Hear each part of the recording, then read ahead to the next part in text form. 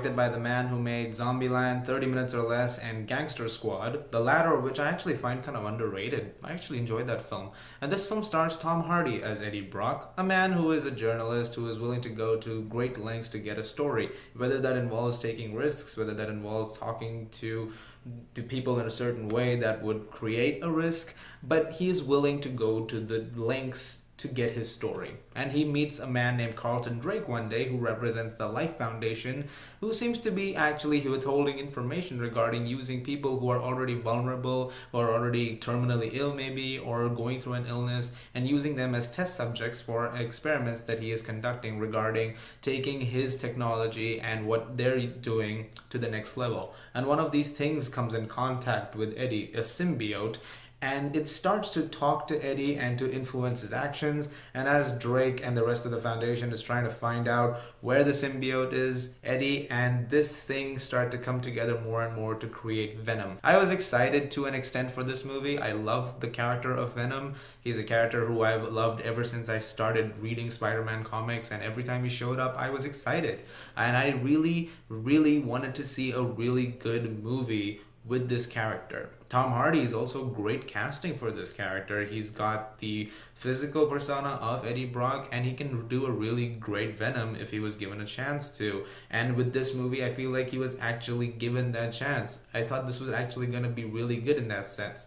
But this film has gone through a very strange making. This was supposed to originally be R-rated, and Tom Hardy and Ruben Fleischer have talked about how they were planning to shoot it R-rated, and they were planning to gun for it in a very disturbing, gory way. And that was something that I was excited for. This film was also supposed to really push the boundaries of what an R rating could do, but recent reports have suggested they first toned it down to a PG-13. There were reshoots that took place. Tom Hardy has come out in public saying that the best 30-40 minutes for him are not even in the actual final cut, but he has said that whatever needs to be in the story is in the story, and he's still happy with that. But he had a lot of fun playing with the character, and that not everything unfortunately makes it to the final cut. So now that the final cut is here, how is the movie? This is one of the most disappointing movies I have seen in a very, very long time. I cannot believe what I just saw. This is actually fascinating. Now, I don't usually say that for a film that I'm really disappointed by, but this was the film that I find, it was like a literal train wreck. This film seems like it came out in like 2004, when there were not as many good superhero movies as there could be. And it really feels like this film was made then. It was put into lockup in a storage box somewhere for the last 14 years. And I was just pulled out of there, and we finally got the film. This film is incredibly dated. The script for this film is clunky. There were so many things that we were laughing over, and not intentionally, sometimes even unintentionally. I don't know if that was the plan of the filmmakers. I don't know if that was the plan of the writers.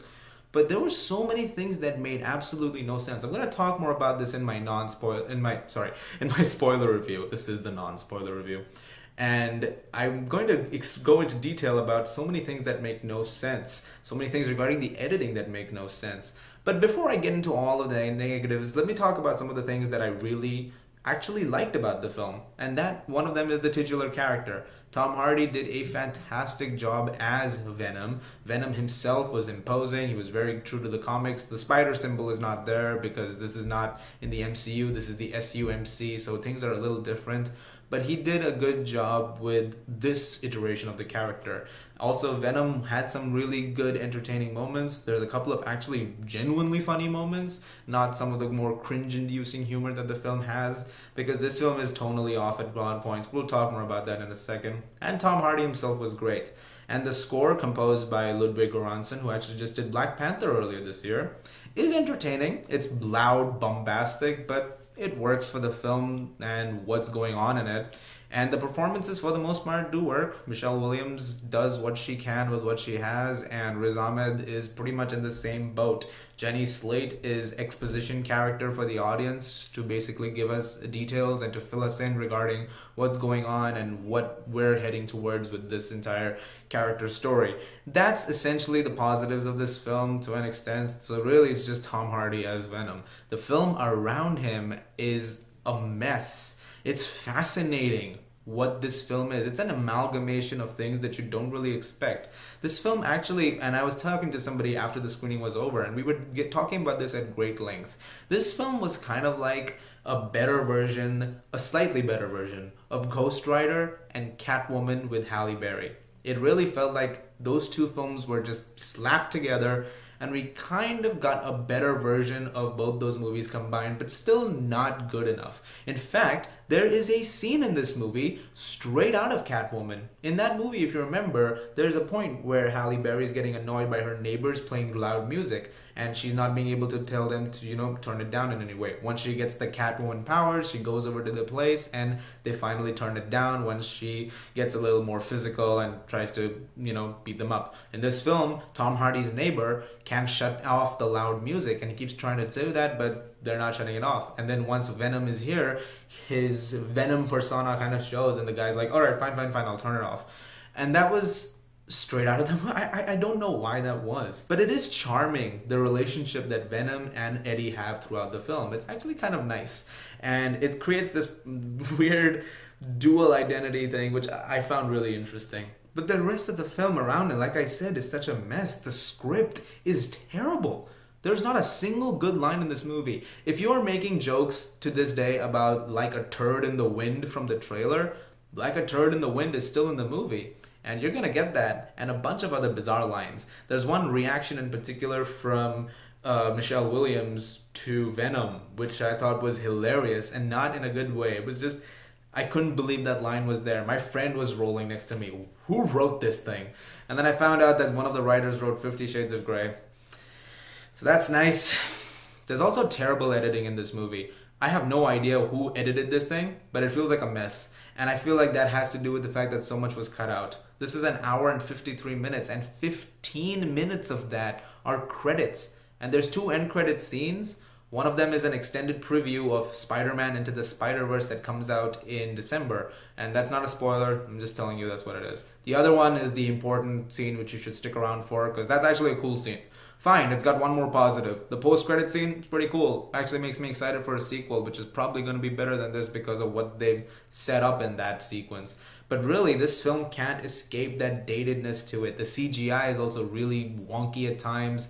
And like I said, the editing is crazy. There's a time jump in particular that was hilarious. I was laughing on the floor, and it was the funniest thing I'd ever seen. And I kept going back to it. I couldn't believe that they did that. There are so many plot conveniences and so many things that have been done with 1,000 times before in superhero films. This had the opportunity to be a really unique movie. I don't know what happened. But by far the biggest problem of this film is that it is PG-13. This needed to be an R-rated movie. This needed to push the boundaries. There are things in this which are actually really adult and really like mature themes that are brought up. It's not like dark PG-13 movies can't exist. The Dark Knight trilogy is all PG-13. But I feel like this could have really benefited from it because of Venom's character himself. He's a violent character. He bites people's heads off and kills them. And in this film, they kind of cut away from all of that. And this film is really bloodless too. It's kind of safe. I was really sad about that. I wanted to see this film really just go balls to the wall with some of the sequences and some of the things that it had. And unfortunately, it just doesn't quite do exactly that. And that was just really disappointing. Once this film was over with, I didn't feel that sense of tension that I think we could have gotten with a good, proper R-rated mix. And there's one F-bomb, which I thought was great. It's worth it for the film. There's a third act, which is CGI heavy and completely blows its load on the CGI. At one point in time, it was kind of insane. It felt like all those movies that I just said, early 2000s, Daredevil. And, I don't know. I don't know what happened here. I don't think this is a disaster, though. I feel like you should watch this movie just to kind of take it in for what it is. It's fascinating what this film is.